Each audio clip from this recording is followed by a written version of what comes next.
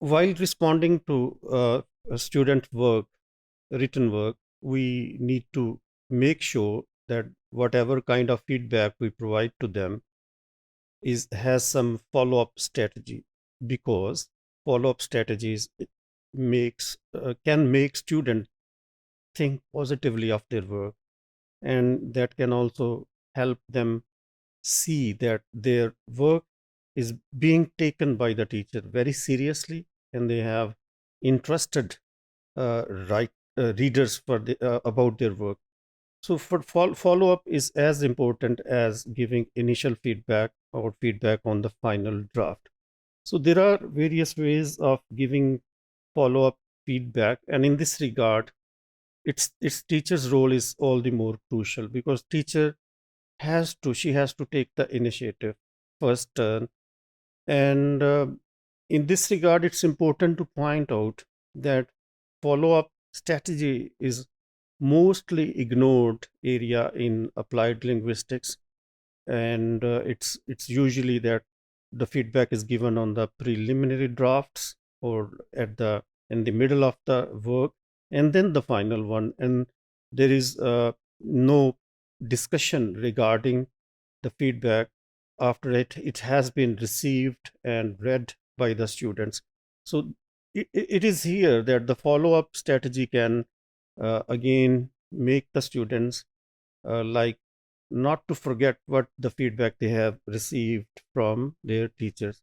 So there are various useful strategies and tools that can help make it more interesting. For example, from my own personal perspective, I usually design a questionnaire on my feedback, which the student read and fill up after the assignment has been given back to them. So in this way, that not only this strategy helps students learn from the feedback, but also it helps them connect very well with it.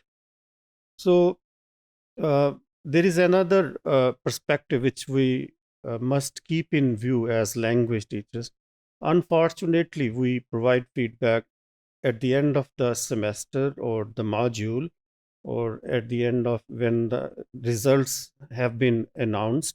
So that usually what happens is that students tend to look at the grade, look at the feedback, and because they have passed that module or a semester or specific subject, they move on to the next one, and that can make it a failed opportunity, lost opportunity between the teacher and the student to reflect on the feedback. So reflection is a key word here, and we as language teachers should play important role in terms of designing questionnaire which are reflective in nature, which help students reflect upon their connection and engagement with the feedback. So this kind of follow-up activity, you will see the results, the fruits of this activity when the student will reflect upon it, connect with the feedback, and respond to the teacher in a positive manner. So the research suggests that the feedback which is given in a hasty and careless manner is altogether dismissed and ignored by the students. And this is how we need to make sure that the communication that happens, the dialogue that happens between the teacher and the student, is not misfired at times. So my own point of view is, my own observation is that we need to keep in view students' intentions positively, and keeping in view their issues of power, identity, self-esteem in view. We should balance our praise and criticism in such a manner which not only encourages students but also make them reflect upon it. So there are various tools. There are like providing feedback in the margins, as I said in some of the previous modules, can be effective. Providing feedback in the form of paragraph, providing feedback or running commentary if it's the written, if it's a hard copy submitted. So there are different tools, there are different strategies which we can use as language teachers to make the follow-up process more effective and more learnable.